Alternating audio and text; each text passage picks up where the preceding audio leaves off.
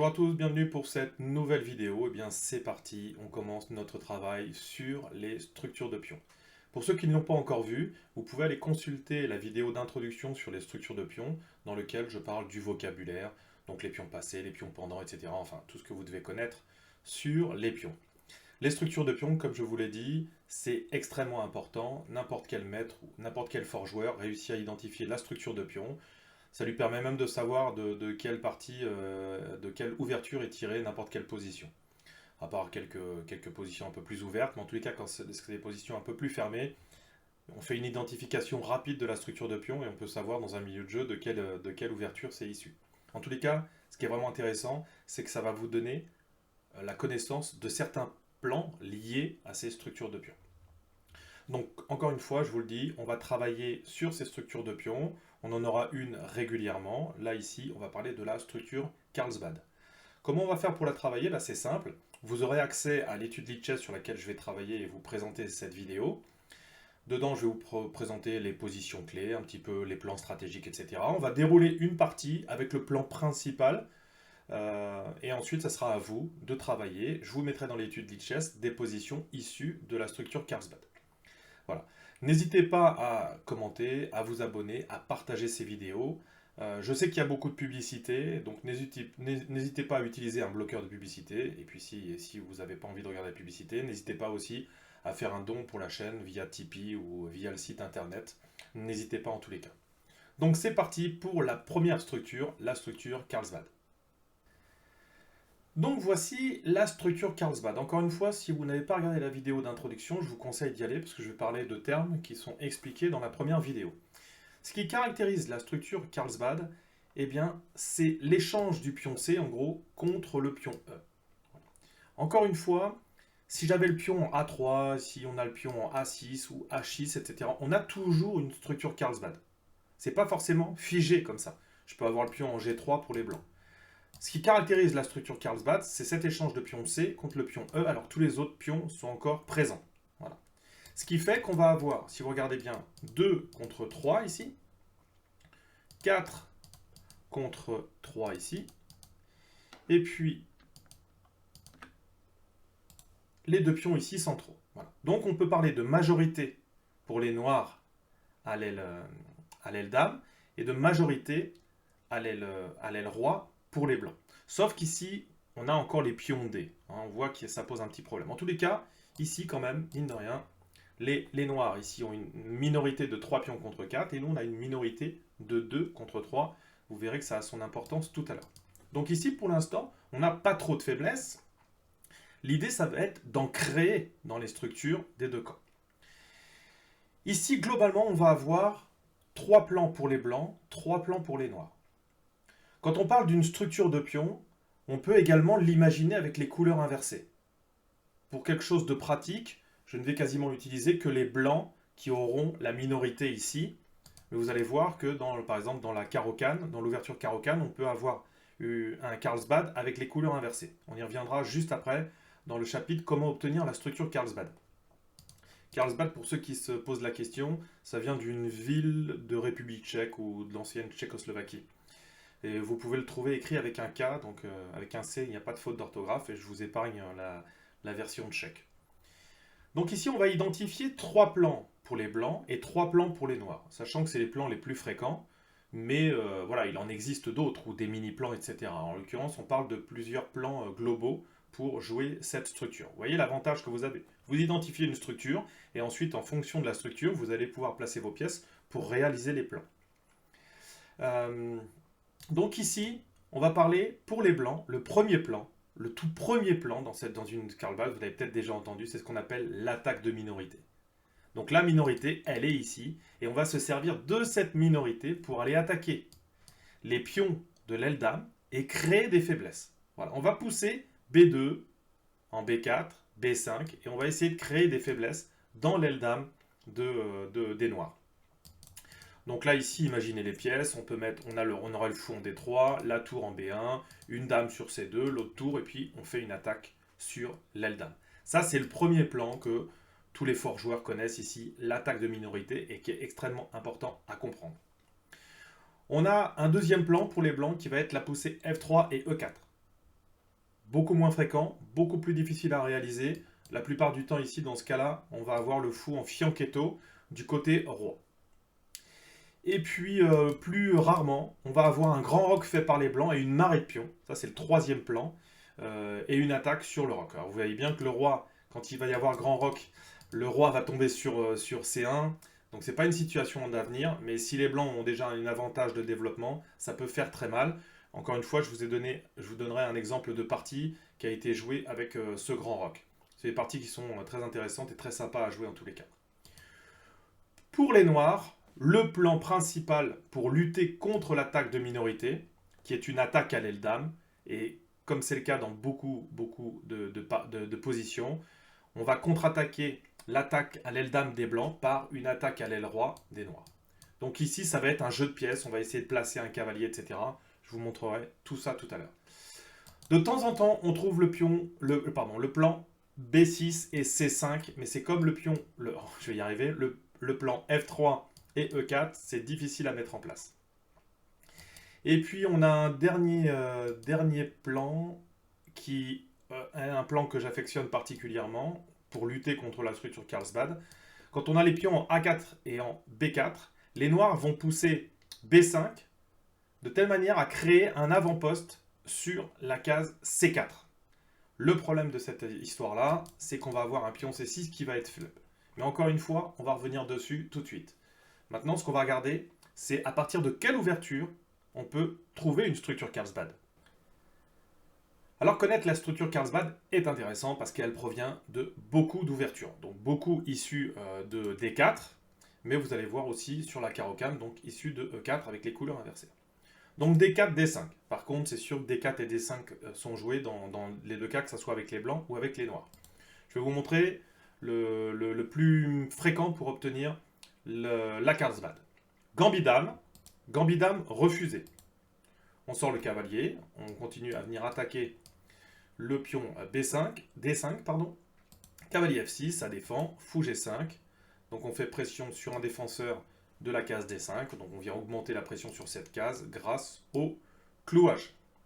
Ici, si je fais C5 directement, on peut avoir cavalier qui est déjà pas une petite erreur, mais ici on va avoir autre chose comme structure. Voilà. On peut sortir, c'est ok, on va avoir des similitudes avec la Grunfeld, etc. Même si le fou n'est pas encore en fianchetto, en tous les cas, c'est pas celle qu'on veut obtenir. D'accord? D'ailleurs, je tiens juste à vous dire, de temps en temps, on trouve une erreur de débutant ici. Dans cette position, on peut reprendre directement. Voilà, parce qu'ici, on vient jouer E4, et comme il n'y a pas le cavalier en C3, on va être obligé de revenir sur B6. Et là, généralement, les blancs sont légèrement mieux ici. C'est pas une bonne méthode que de refuser le gambit avec cavalier F6. Voilà, vous le trouverez peut-être. Donc, au lieu d'essayer à tout prix d'aller dans une structure Carlsbad, n'hésitez pas à avoir une position supérieure au centre ici. Voilà, et bien sûr, sur une reprise de la dame, cavalier C3, on a des gains de temps sur la dame. Ici, on a une avance de développement. Tout va bien. Donc, pareil, encore une fois, n'hésitez pas. Enfin, c'est pas parce qu'on voit la structure Carlsbad que vous avez vu la structure Carlsbad qu'il faut s'empêcher de jouer des coups qui sont mieux par ailleurs. Hein, ok? E6, cavalier C3, cavalier F6, fou G5, fou E7, cavalier F3, petit roc, E3, cavalier B, D7. Et là, on prend à ce moment-là, E prend D5, fou D3, C6. Et là, on a notre structure, nos deux petits pions face aux 3 en face, le couple de pions D, et puis ensuite, majorité de 4 pions contre 3 à l'aile roi. Voilà. Ça, c'est, on va dire, la défense orthodoxe du gambit d'Adam refusé. C'est la méthode la plus classique pour obtenir la structure Carlsbad. À la place de D4, on peut avoir également cavalier F6. Cavalier F6. Et même dans les défenses indiennes, ce qu'on appelle les défenses indiennes, on peut obtenir une structure Carlsbad. Sur C4 ici, donc bien sûr D5, on l'a vu tout à l'heure, ça transposerait dans ce qu'on a vu, et c'est un mauvais coup, on reprend en D5. Et sur cavalier C3, D5, donc les noirs ici tentent une défense Grunfeld.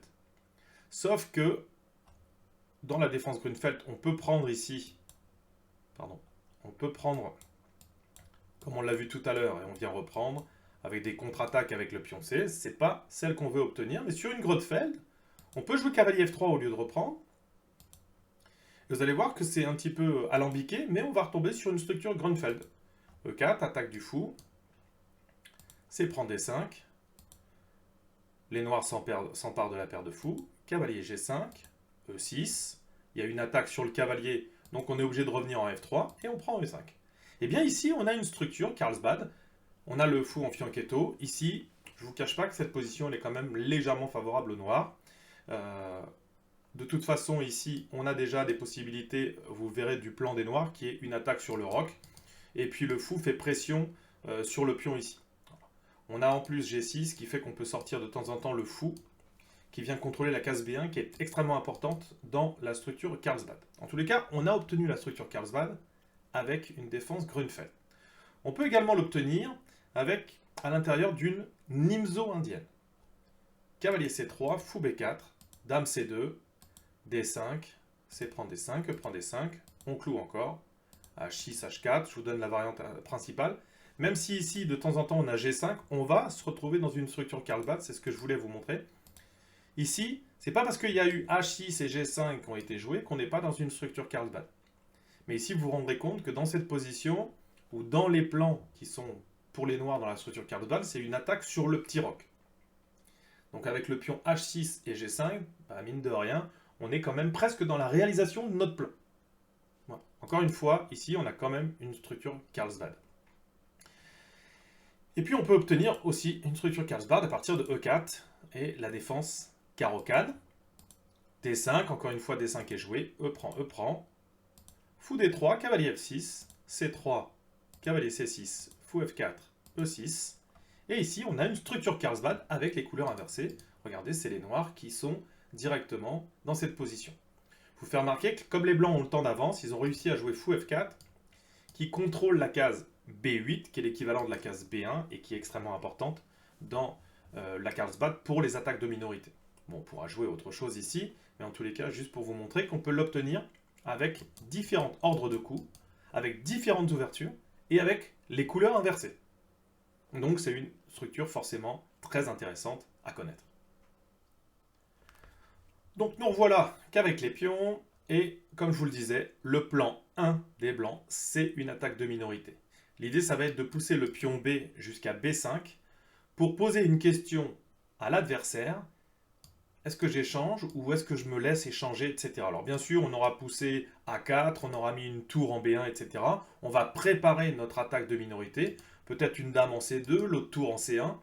L'idée, c'est qu'à ce moment-là, les noirs vont avoir le choix entre prendre et peut-être qu'il y aura la colonne qui va tomber, on va avoir des faiblesses dans le camp de l'adversaire, ou alors se laisser prendre. Et ici, on va arriver directement et on aura le pion C6 qui va être un pion arriéré. Et là, je vous renvoie vers la vidéo d'introduction. Donc l'idée de l'attaque de minorité, retenez ça, c'est de créer des faiblesses dans l'aile dame de l'adversaire. Deuxième plan des blancs, ça va être de pousser F3 puis E4. Alors vous comprendrez bien qu'ici, on aura une influence centrale, donc la plupart du temps, les tours, plutôt que d'être en B1, la dame peut être en C2, ça c'est toujours intéressant, mais en tous les cas, les tours vont être plutôt centralisés. Je vous ai mis dans l'étude Lichess une partie de Carlsen, où Carlsen réussit cette manœuvre à merveille. Et donc là, ici, on a le troisième plan des blancs, ça va être un grand roc plus une marée de pions. Avec la tour qui est restée en H1, le fou en D3, la dame en C2 qui vient taper, le cavalier en F3 qui va pouvoir venir sauter ici, et le cavalier qui est en défense. Voilà. C'est risqué, mais quand ça passe, je peux vous dire que c'est assez efficace, et les noirs ne comprennent pas trop ce qui leur arrive. Mais on est d'accord que le roi sur la colonne semi-ouverte ici, c'est quand même pas une situation d'avenir. Donc c'est risqué, mais c'est un plan possible pour les blancs, et c'est le troisième plan généralement accepté dans la structure Carlsbad pour les blancs. Alors pour les noirs, le premier plan, comme je vous l'ai dit tout à l'heure, c'est on va contre-attaquer l'attaque à l'aile dame des blancs par une attaque sur le roc blanc, sur le petit roc. Voilà. Donc le cavalier souvent a fait du chemin ici. Il peut être passé par F8 ou G6, la tour va venir en E1, elle va venir coulisser, etc. Souvent ça passe par un cavalier qui est en E4, qui lorgne sur les cases intéressantes du roc. Et puis ici on peut également faire une batterie sur la case H2. Donc ici, vous comprenez que si on veut pouvoir compenser l'attaque de minorité des blancs, avec les noirs, le premier plan, c'est une attaque sur le roc de l'adversaire. Et être à l'affût d'éventuelles tactiques dans le camp de l'adversaire. Encore une fois, quand vous faites de la stratégie, méfiez-vous quand même. Tout peut être remis en cause par la tactique, et elle peut surgir à n'importe quel moment, dans n'importe quelle position. Le deuxième plan des noirs, plus difficile à mettre en œuvre. En tous les cas, ça va passer par B6 et C5. Et on comprend bien ici, dans cette position, si on a un échange central pour une raison X ou Y, on va pouvoir obtenir les pions pendants. Voilà. Et si c'est nous qui prenons sur C4 et qu'il y a une reprise sur D4, ici on aura une position de pion dame isolé. Donc ici on peut avoir une transformation de structure de pion. C'est quelque chose d'extrêmement commun, c'est-à-dire qu'on va passer d'une structure que l'on connaît de temps en temps à une autre, forcée par l'adversaire ou non, parce que ça nous plaît. C'est plus difficile à mettre en place pour les noirs. Et puis le troisième plan, comme je vous le disais tout à l'heure, celui que moi je préfère, l'idée ça va être de jouer, au moment où les blancs jouent B4, on va jouer B5, de telle manière, si on a joué le cavalier en D7, qu'ils viennent sur B6 et qu'ils viennent sur C4. On va avoir un superbe avant-poste pour C4, donc c'est un plan qui marche assez bien, sauf que vous le comprenez, c'est-à-dire qu'on a le pion C6 arriéré, qui est sur une colonne semi-ouverte. Donc il faut vite se dépêcher de la boucher, sinon on est en difficulté. Vous allez voir, je vous ai mis plusieurs parties dans lesquelles ce plan fonctionne et dans lesquelles, bien sûr, il ne fonctionne pas. En tous les cas, à retenir pour les noirs, on contre-attaque par B5 face à B4 et ensuite on vient essayer d'installer un cavalier sur l'excellente case d'avant-poste C4. S'il y a une reprise du cavalier, ça passe un pion.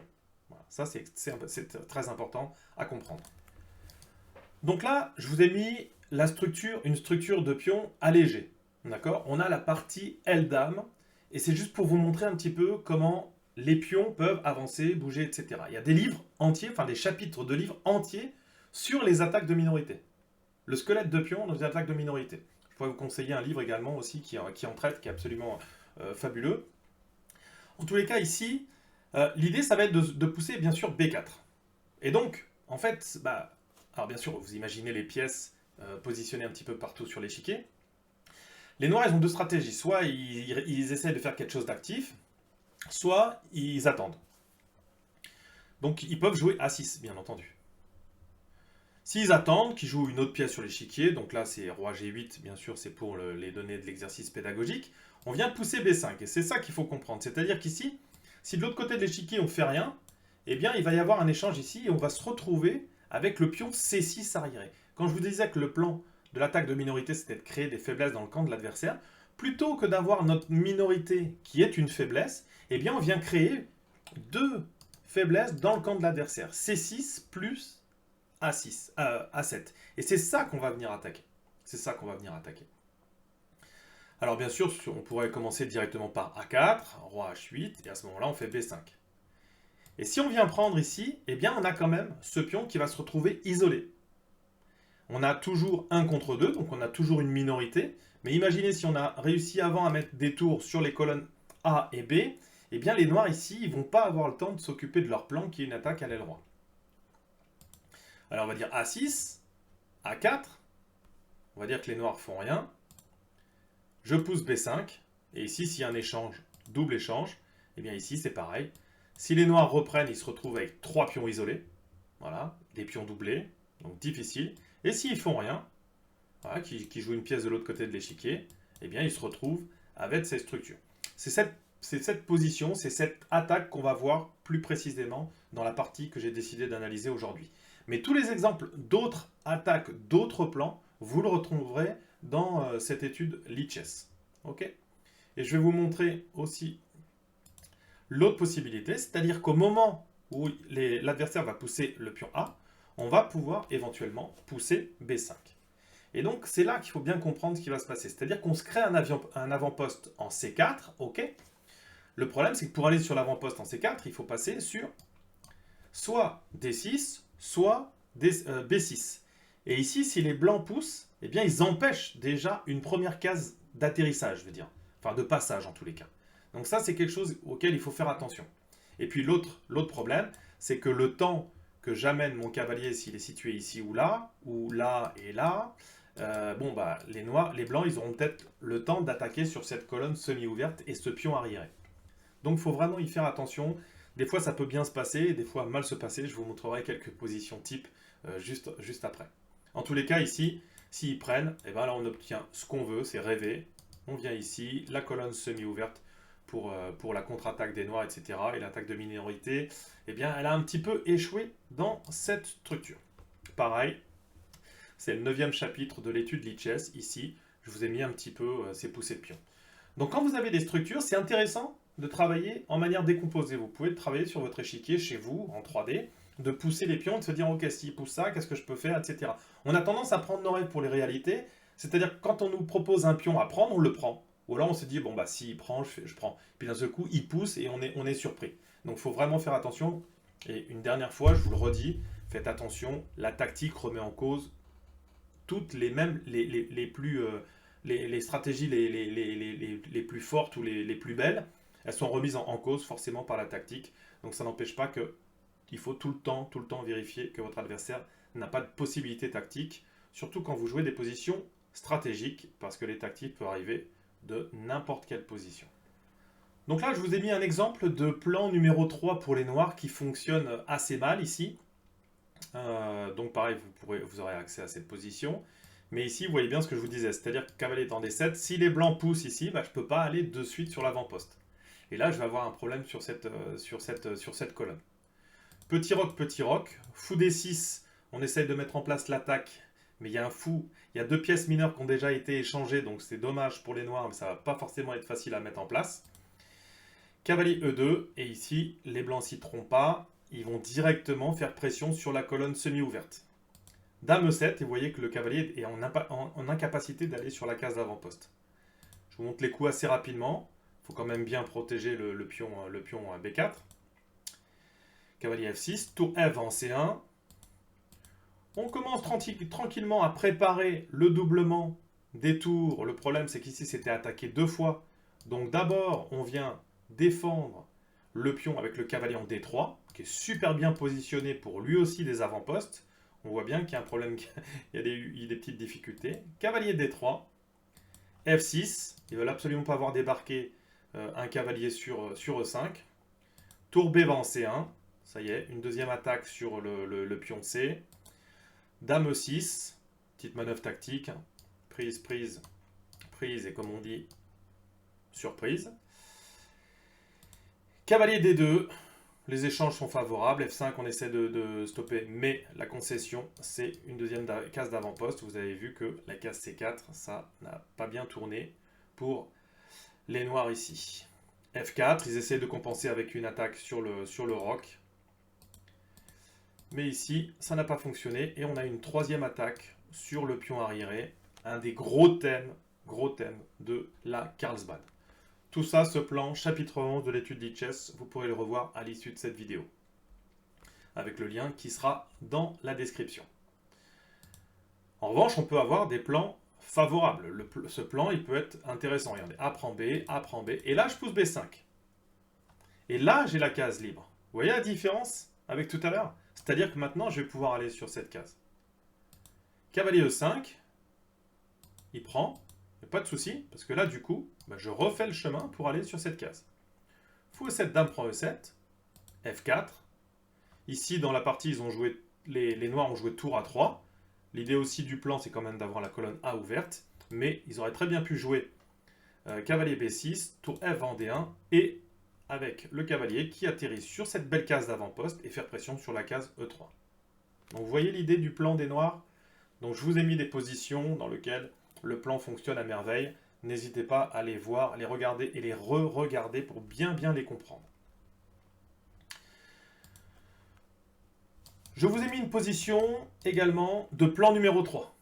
Donc ici, à la surprise générale, les blancs font grand roc et ils avaient déjà joué H3, ils sont directement en place pour une attaque sur le roc de l'adversaire. Pourtant, il a des pièces, hein, mais il y a du monde quand même. Ici, le cavalier qui reste en défense, le cavalier qui peut aller sur G5, sur E5, etc.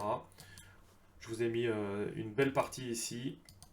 Vous pourrez voir la manière dont les blancs terminent la partie. Je crois que c'est Najdorf qui a les blancs dans cette position. Je vous ai également mis le deuxième plan des blancs, c'est-à-dire les plans des blancs c'était F3 et E4. C'est une partie de Carlsen. Je vous ai montré, on a cette position au moment où Carlsen ouvre la position. Et on a deux pions centraux qui vont rouler sur la position avec toujours quand même une faiblesse sur cette grande diagonale, etc. Donc la plupart du temps, quand on fait le plan avec F3 et E4, on met plutôt le fou en fianchetto roi plutôt que le mettre en D3. C'est bon, voilà, c'est beaucoup plus difficile à mettre en place que l'attaque de minorité. Alors je sais que cette vidéo est dense, n'hésitez pas, elle est séquencée en chapitres, d'accord? N'hésitez pas à reprendre grâce à l'étude Lichess sur un échiquier 3D, etc., les différents chapitres et prendre votre temps. D'accord? Je ne veux pas que la vidéo dure non plus 3 heures, mais n'hésitez pas à reprendre tranquillement, à tête reposée, les positions les unes après les autres, les 3 plans pour les blancs et les 3 plans pour les noirs. N'hésitez pas également à vous faire une petite fiche sur laquelle vous avez les plans. C'est ça qu'il faut retenir. Donc là, ici, on va regarder une partie qui a été jouée entre Petrosian et Rozzetto. Elle est souvent prise en exemple pour la réalisation de l'attaque de minorité. Donc D4, ouverture du pion dame, cavalier F6, une défense indienne, cavalier F3, les blancs ne donnent pas encore trop d'indications sur ce qu'ils vont jouer, les noirs non plus, cela dit. Et ici D5. Donc ici, on peut avoir un système de Londres avec fou F4, mais c'est C4 qui a été joué et on transpose dans un gambit dame refusé. Cavalier C3, fou E7. Des milliards de parties ont été jouées avec pas cet ordre de coups, mais en tous les cas cette position. C prend D5, E prend D5, et on a notre structure Carlsbad. Il ne reste plus que C6 et E3 pour obtenir ça.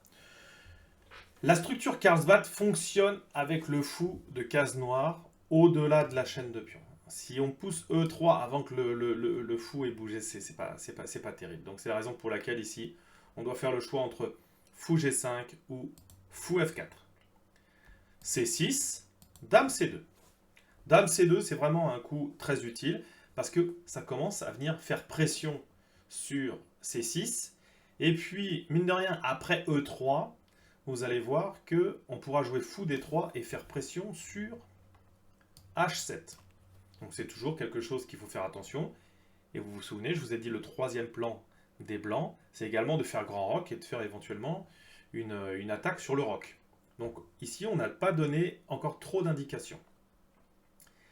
Cavalier A6, donc là, c'est une manœuvre assez subtile, j'allais dire stupide, non, subtile. Mine de rien, on peut éventuellement chasser la dame, mais l'idée, c'est plutôt de revenir avec le cavalier sur C7, avec l'idée d'arriver sur E6, je vais y arriver, et attaquer le fou en F4. Je vous rappelle, c'est une partie du milieu, on va dire des années 40, je crois, ou quelque chose comme ça, ou 50, peu importe. En tous les cas, il n'y avait pas les ordinateurs, donc on avait tendance à vraiment amplifier la valeur du fou sur le cavalier, donc on allait souvent à la chasse au fou. A3, donc ça participe complètement à l'attaque de minorité, de jouer B4, il est supporté par A6, généralement c'est plutôt A4, enfin par A3, pardon, mais voilà. Petit roc, E3, notre structure Carlsbad, c'est pas parce qu'il y a eu A3 de jouer qu'on n'est pas dans une structure Carlsbad, j'espère que ça, vous l'avez bien compris. Cavalier C7, fou D3. On a un développement très harmonieux des blancs, une petite batterie sur la case H7, et puis je peux vous dire que si votre adversaire n'est pas au courant des plans dans une structure Carlsbad, ça peut le surprendre. Cavalier E6, donc c'était un peu lent quand même comme manœuvre, mais bon du coup on va devoir chasser quand même le fou, et puis je vous l'ai dit également que un des plans pour les noirs, c'est de contre-attaquer à l'aile roi, donc le cavalier est quand même, mine de rien, assez bien positionné. Mais on préfère généralement plutôt jouer comme ça, c'est-à-dire le cavalier en D7, on joue la tour sur E8, le cavalier va en F8 et vient sur G3, et il fait exactement le même taf, il vient attaquer. Alors vous allez me dire c'est encore plus long que tout à l'heure, peut-être, mais en tous les cas, il est aussi il est placé de manière intéressante pour pouvoir sauter en H4 éventuellement. Fou E5, G6, petit roc. Donc là, on a donné nos intentions. Vous voyez bien que le plan avec F3 et E4, ça semble compromis. Donc ici, on s'oriente vers une attaque de minorité. Cavalier G7. Donc l'idée, c'est de venir... Voilà, c'était l'idée de G6, de venir mettre le cavalier en fianchetto ici. En tous les cas, H5 et de venir amener du matériel à l'attaque. On ramène le cavalier aussi sur G5, etc. En tous les cas, les noirs ici sont dans l'esprit de leur plan respectif. B4. Donc c'est parti pour les blancs ici, ils vont faire leur attaque de minorité.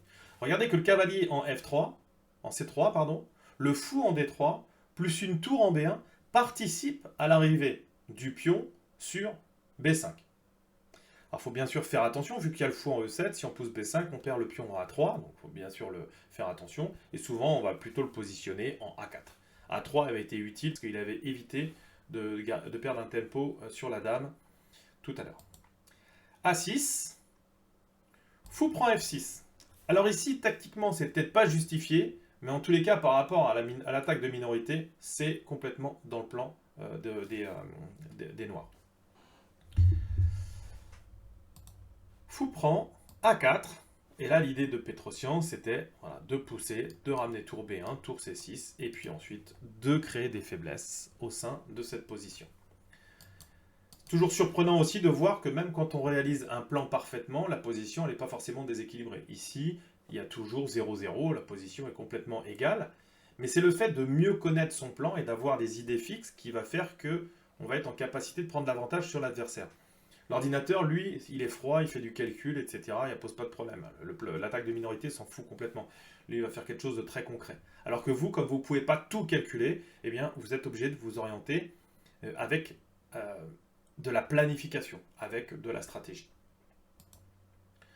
Donc ici, B4, B5, c'est supporté par le fou. Donc ici, on vient échanger un fou pour les noirs. Donc c'est un petit peu critiquable, parce qu'ils ont besoin de ça pour attaquer, mais ça permet aussi aux cavaliers de revenir sur F5. Et ça enlève une pièce de l'attaque de minorité. De toute façon, l'avantage de la paire de fous pour les noirs, était très juste, parce que de toute façon, la position n'était pas ouverte. Mais ça pouvait quand même participer à terme à une attaque sur le roc. Les blancs échangent, il n'y a aucun problème, parce que eux, de toute façon, ce qu'ils veulent, c'est pousser le pion en B4, affaiblir C6, ensuite doubler ou tripler sur la colonne C. C'est simple, les échecs. B5, c'est parti. A prend B, peut-être critiquable, peut-être qu'ici il y avait une possibilité de sacrifier, pas sacrifier un pion, mais en tous les cas de contre-attaquer.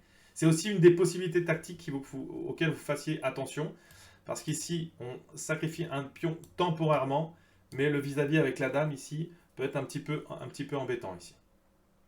Voilà, donc c'était une petite défense d'ordinateur pour vous dire un petit peu la difficulté. Donc là ici, ouverture de la colonne A, seulement elle est contestée par les deux, donc il n'y a aucun problème. Par contre, C6 va être un vrai problème. Dame D6, B prend, et voilà la structure que Petrosian avait en tête quand il a commencé son attaque de minorité, et c'est ce que vous devez essayer d'obtenir. Alors, on peut avoir le pion A7 ou le pion A6 et le pion A3, le pion A2 qui est encore présent. En tous les cas, nous, ce qu'on va chercher, c'est ce pion C6, et qui, par définition, comme on l'a vu dans la vidéo d'introduction, maintenant est un pion arriéré. Un pion arriéré est vraiment en danger lorsqu'il est sur une colonne semi-ouverte. Ça tombe bien, c'est exactement le problème de cette case. Et lorsqu'on a un pion arriéré, eh bien à la limite, la case la plus importante, c'est celle qui est devant. Mais oui, forcément.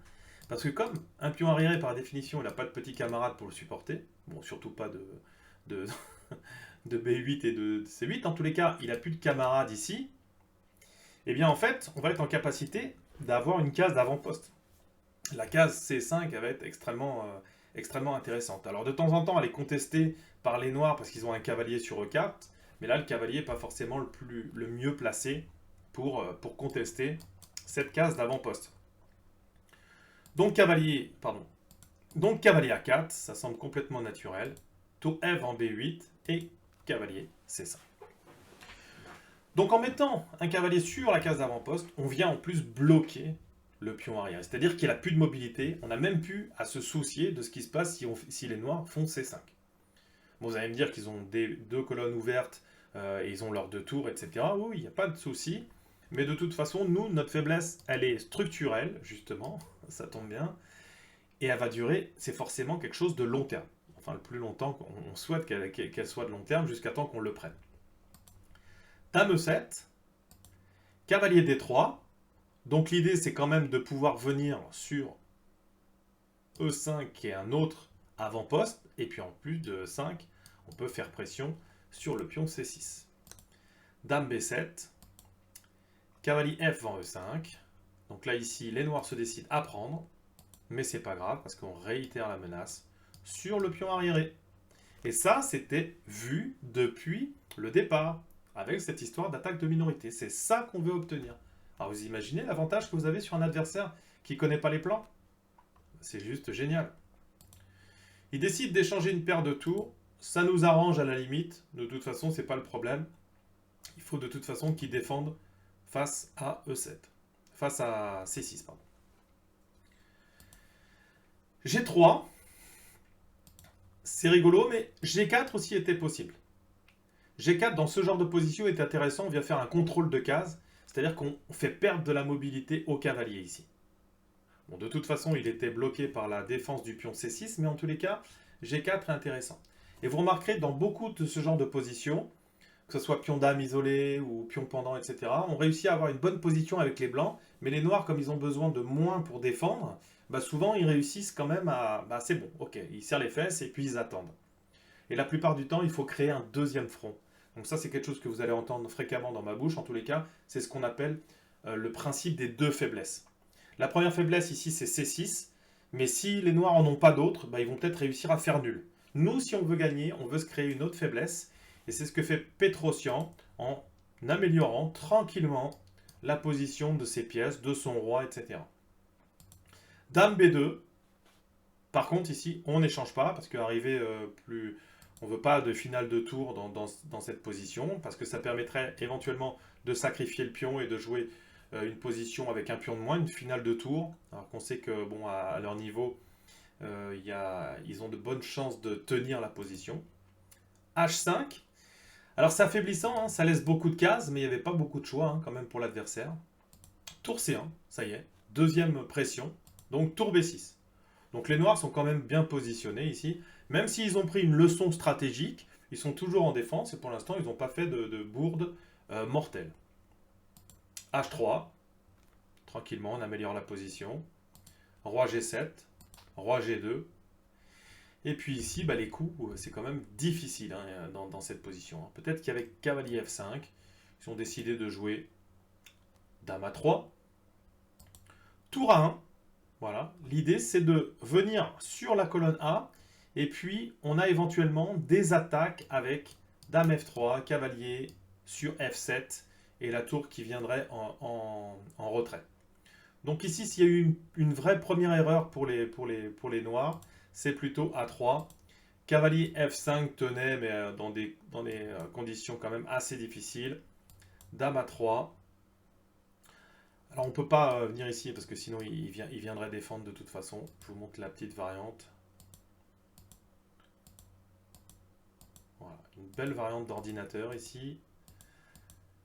Pour montrer quand même la difficulté. Alors là ici on aura gagné un pion mais rien n'est fait encore. Hein, je peux vous le dire. En tous les cas, c'est ce que je vous disais. Les noirs ici ils vont plutôt essayer de jouer une finale avec un pion de moins. C'est leur chance de salut on va dire. Mais bon, c'est quand même difficile de lâcher les pions. Donc ici, tour A1, tour B2, G4. Encore une fois, on vient faire un contrôle de case parce qu'on ne veut plus cavalier F5. Vous avez vu tout à l'heure, quand j'ai proposé G3 ou G4, ça empêchait cavalier F5. H prend G, H prend G. Tour B7. Et là, très difficile à voir. Alors là, du coup, Petrosian joue tour C1, qui reste dans le plan. On avait un gain ici dans cette position, je peux vous dire qu'il est tiré par les cheveux. Hein. Tour A8, et l'idée c'est de venir avec Dame H1 et mater sur A8. Donc c'est assez joli, mais du coup voilà, relativement assez difficile. Et sur F6, eh bien il n'y a pas de problème, on donne le cavalier, parce que maintenant Dame F3 et on mate sur E8. Voilà. Donc ça quand même, haut niveau pour voir ce genre de combinaison. Ici, sur cavalier G8, on avait G5, encore du contrôle de case ici.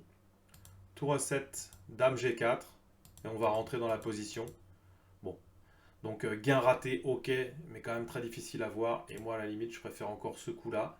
Parce qu'on vient faire pression encore sur C6. C'est ça l'idée de l'attaque de minorité. C'est créer des faiblesses dans le camp de l'adversaire et de les attaquer.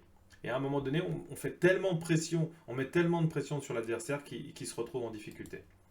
Ici, il est venu défendre 3 fois. Il se dit c'est ok. Mais malheureusement, dame F3. On avait créé les conditions d'un deuxième front avec des poussées de pions, etc. On commence à découvrir les remparts du roi. Et ici, dame F3 pose problème. S'il vient jouer F6, G5, bon, ça on le comprend un petit peu mieux, c'est-à-dire qu'ici sur la prise du cavalier, sur la prise du cavalier, dame F6 échec, roi G8 et tour H1. Et le mat maintenant est imparable, si ce n'est de donner la dame ici. En tous les cas, voilà, position d'attaque. On n'est pas obligé de reprendre aux échecs, c'est ça qui en fait la beauté. Mais ici, prise, roi prend. On comprend bien que ce n'est pas une situation d'avenir pour l'adversaire. Il y a même une petite combinaison. Tour prend. Enfin, une petite combinaison. C'est-à-dire qu'on va se retrouver avec une dame pour une tour, ce qui est relativement assez intéressant. Voilà. Donc toujours, on finit voilà, cette pression. C'est-à-dire que les noirs sont obligés, s'ils ne veulent pas perdre la finale future avec un pion de moins, à essayer de se défendre. Et puis ici, ils se sont pris une attaque sur G8. Je vous montre la fin de partie. Il a joué F6, G5, cavalier F5, G prend, tour prend, tour prend.